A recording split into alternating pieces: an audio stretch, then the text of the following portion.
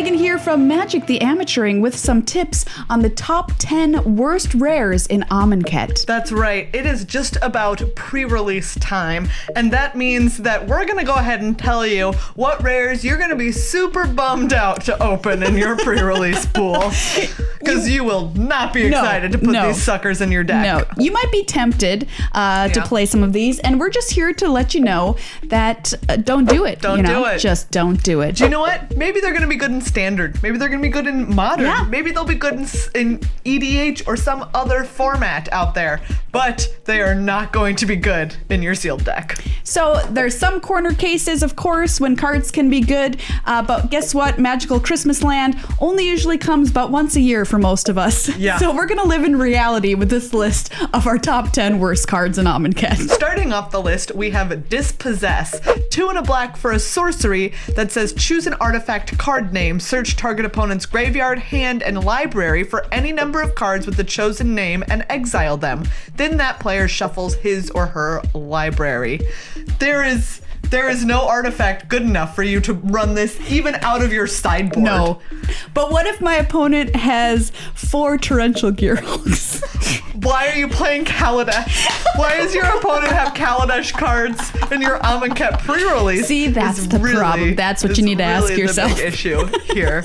So, like, obviously you're never gonna be able to main deck this card. No. Because you don't even know what they have. And I've seen all of the artifacts. There's, like I said, there's just nothing good enough. No, to not play worth this it. card. And you'd have to catch it before they cast it. Yeah, it's a sorcery. It costs 3. Like, it's just all around. No. Don't do Just it. don't do it. Don't do it. Coming in at number 2, in no particular order, Gideon's Intervention. That's right. 2 white for an enchantment. As Gideon's Intervention enters the battlefield, choose a card name. Your opponents can't cast spells with the chosen name. Prevent all damage that would be dealt to you and permanents you control by sources with the chosen name. Well, once again, don't do it. Don't do it. Maybe you'll say that you have no other removal in your pool. You have no removal. I mean, in that case, you're probably pretty bummed out already. I guess. And this is the only thing you can do to prevent their crazy big Sphinx from killing you over time. Yeah. Okay, sometimes that's going to be the case, but do you know what? The rest of the time, don't do it. Don't do it. This card is it's 4 mana, and it's an enchantment, so like it's vulnerable to enchantment removal. Yeah. It's so expensive, and it's not removing that thing. That thing can still block. Yeah, it can. I mean, it still exists. And and like they've already, It's the same situation as the first card, Dispossess, that we talked about. Too narrow, and I mean, just take our word for it. You don't want to be opening this, and you definitely don't want to be playing it. All right, up next we have Glorious End. 2 and a red, instant, end the turn. Okay. At the beginning of your next end step, you lose the game. What? Do you know what? Like, if you want to play this and then, like, die to it, go ahead. Just for, if you want to go out on your own terms. Then do that. Do that. Absolutely. And if you want to die because you have this in your hand and you can't cast it yet because you're not going to win the game, and it would have been better if it were literally any other card in the world. Yeah. I mean, then play it. So, what? Even if I open Gideon of the Trials, should I put this in my deck? No. Oh, okay. Well, I've got 2 mythics. Wait. Okay, so if you're telling me you have Gideon of the Trials, yes, it's still in play, and you've made the emblem that says you can't lose if you have a Gideon. Yes. Do you know what? Then sure. Fine. Enjoy Christmas while it's here in April. But even so, you're only like making them skip their turn. Yeah, that's true. That's it. Well, I mean, if they have a spell on the stack, it does exile. Yes, it does. Yeah. So it is essentially kind of a counter spell effect, except unless you have a Gideon and an emblem, still wouldn't do it. You die. You lose the game. You don't just die, you lose. Yeah, so a lot of creative deck builders out there will be trying to figure out a way to make this work in their sealed deck. Just don't do it! Just don't do it. All right, next, Maria, what's up? Shadow of the Grave. That's right. Instant. Return to your hand all cards in your graveyard that you cycled or discarded this turn. But what if I'm just like cycling like a total baller? All right. How many cards do you need to have cycled for you to want to play this? 3. Yeah, that's the number I was thinking. So, yeah, the setup cost is so high. You have to have cycled a lot of cards that are cyclers in your deck. Yes. Number 1. Number 2, cycle them all in the same turn. Number 3, have this card in your hand and be able to cast it after you've cycled all that stuff. You just have to have so much stuff going right for you. Right. It's literally not good unless you're enough turns in and you have cyclers in hand. And like you said, you have this. Like, it's just not worth it. Not Spend your money on something better. Next up, Cascading Cataracts. So this is a land that we're ready to punch in the face. It's indestructible, so it's got that going for it. You can tap it to add colorless to your mana pool. You can pay 5 and tap it to add 5 mana in any combination of colors to your mana pool. All right. I mean, some people are going to be like, that seems like fixing to me. It's like, yeah, but you have to have 5 lands in play. Yeah. First of all. And then, like, until you get up to 5 lands in play, it's just tapping for colorless. It's not even helping you meet your basic requirements. No, so if you're trying to fix your colors with this and you haven't fixed them by the time you've got 5 and tap, you're probably losing. Yeah, exactly. So, and then just the fact that it's like, do you know what? You're gonna have your 2 main colors, and you're gonna have this as one of your lands, and you're gonna have a double casting cost card in your hand, and you're not gonna be able to cast it because this only taps for colorless until you hit that 5. And this has to be your 6th land because you're tapping this too. Yeah. Nobody likes cataracts. 6 lands. And nobody likes cascading cataracts. That's right. Sorry to break it to you. Speaking of bad fixing. Yeah. We also have Pyramid of the Pantheon. Whew, what a stinker. Yeah. One mana for an artifact. 2 tap, add 1 mana of any color to your mana pool. Put a brick counter on Pyramid of the Pantheon. Okay, I mean, like, it fixes. Yeah. But at a steep cost. It is. That's very expensive. But if you do that 3 times, you get to tap to add 3 mana of any 1 color to your mana pool. Activate this ability only if there are 3 or more brick counters on Pyramid of the Pantheon. The problem with this is that if you play it on turn 1, and you kind of have nothing else to do, I guess okay. Yeah, but even then, you're not activating it until turn 2, and then you can only do it to add 1 mana of any color, and you can't cast anything unless you have another 1 mana spell. Yeah. And then, like, if you're activating it again on turn 3, you can only cast a 2 mana spell. Like, you're setting yourself behind. Yes. For multiple turns. I mean, by the time you've got all the brick counters on this, and you're ready to tap it for all of the colors, I mean, it's probably just too late. Yeah. I mean, maybe if you are really stretching yourself thin over a couple of colors because you need to, maybe you'll be happy to have this, but it's not going to be something you're excited to open as your rare. Definitely not. Another card that's got me feeling down, As Foretold. Yeah, I mean, the future. 2 and a blue for an enchantment. At the beginning of your upkeep, put a time counter on As Foretold. Once each turn, you may pay 0 rather than pay the mana cost for a spell you cast with converted mana cost X or less, where X is the number of time counters on As Foretold. That's kind of cool art, but it's really cool art. But on turn.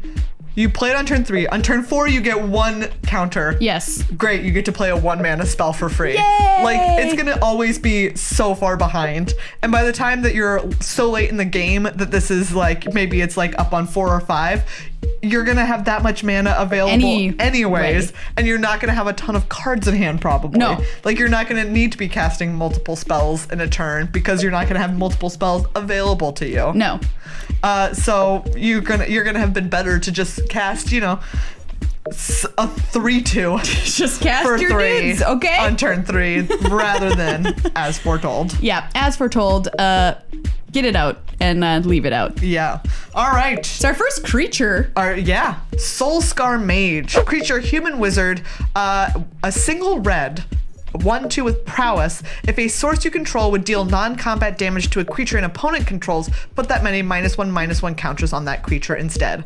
Like, you just don't want your rare in sealed to be a 1/2. That doesn't do anything impressive. Like, if your burn spell is probably going to kill another creature anyways. You don't need the extra help from this fellow. Like, maybe there'll be a time when it's like a 4/5 and you only have 4 damage and you're like, I wish I could make it counters instead, but you still played a 1/2 for 1 to make that possible. You should have just played your own 4/5. You know, the only case I could see for running this is if you're playing the most aggressive red deck that's ever been known to man. That's true. In your sealed pool, in which case it's, you know, it's fine because I think because of the prowess on it. But like really even then it's not like fantastic. You're not excited. Can you imagine if you draw this on turn 5? Oh, and you just play nightmare. the 1/2? No. It's like here's this 1/2. And there are a lot of negative counter synergies in Amonkhet, but this is just not what you want to care about. You just want to kill something with your burn. You don't want to put -1/-1 counters on it. All right, next we have Approach of the Second Sun. This is probably the most magical Christmas land of any of the cards. 6 and a white, sorcery. If Approach of the Second Sun was cast from your hand and you've cast another spell named Approach of the Second Sun this game, you win the game. Otherwise, put Approach of the Second Sun into its owner's library, 7th from the top, and you gain 7 life. Maybe if you have literally no other way to win the game. It's like the grindiest control deck you've ever played in your life, and you're like, I have no way. I have a way to kill everything that they ever play, no way to ever win. But no way to ever win. Then you're gonna play this. But otherwise, you pay 7 mana and you gain 7 life, and then probably your opponent still kills you over the next 7 turns, or you kill them without the help of Approach of the Second Sun. Yes. So this card is definitely one that I know we're gonna hear a story that somebody's won with this card at a pre-release. But it's gonna be the most, just corner case possible. Exactly. There's a cat. I'm just gonna say, I'm acknowledging that cat. Yeah. Thank you. But we're acknowledging the cat in the room. That person's probably got a couple of them in their pool, perhaps. And oh boy. Well, you only need 1.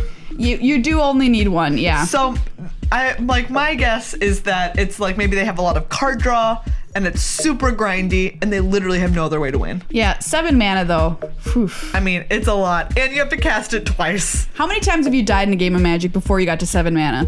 A lot. A billion. Yeah, probably. Quite a few. Yeah, quite a few. Oh, and 7 life just isn't that much. It's not. It's when not you enough. Get down to it. It's not enough to help you live. If you're losing, gaining 7 life will not last you the 7 turns that it will take you to draw this again. I'm interested. What if this card costs 6? Is kind of what I'm thinking of.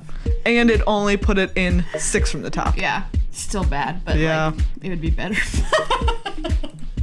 All right, our last rare that you would be sad to open in Amonkhet Prerelease. Commit to Memory. That's right. This is, it's hard for me to say this. Yeah, it's a blue spell. Because it's blue. Yeah. But, I can say when something I love is bad. I love Cheetos. They're bad for you. I love blue spells, but Commit to Memory is a bad card for sealed. 3 and a blue for an instant. Put target spell or non-land permanent into its owner's library, 2nd from the top. Okay, it's fine. I'm not saying that, you could play this spell. Yeah. You absolutely could play this spell, but it's a rare. Yeah, I'm pretty sad if this is my rare. This is your rare that you open. And then Memory is the Aftermath spell for blue. Each player shuffles his or her hand and graveyard into his or her library, then draws 7 cards. Drawing 7 is great, but your opponent gets the chance to do stuff with that first. Yeah. You just paid 6 mana for them to draw 7 cards. Yeah, so this is a card that wants to be built around in Standard, and is kind of just not really that exciting because there's no way for you to really set up in Limited very well for you to take advantage of having Memory before your opponent, unless you're able to build some kind of sick cycling discard red-blue shenanigans deck with Drakehaven or something. But man, that's gonna be very rare occurrence. Even then, if they have a bunch of permanents in play, you just lose when you cast this. Yeah, so you spend 6 mana to affect the board in no way, and to give your opponent a handful of cards. You get a handful too. Awesome, cool, but they get it first. Yes, they do. Rough. So yeah, you can play it. I think 4 mana to counter something or put something back is okay, but it's definitely going to be I would put it at a C- or a D in my deck. It's not something that I'm happy to open as my rare. Boo. Boo! Well, everybody, those are our top 10 most unfortunate cards for Amonkhet Prerelease sealed. If you have any stories about playing with or against these cards at your pre-release, or if you have a card that you think is way more terrible than something that we named here, let us know in the comments. And may you open better rares at your pre-release.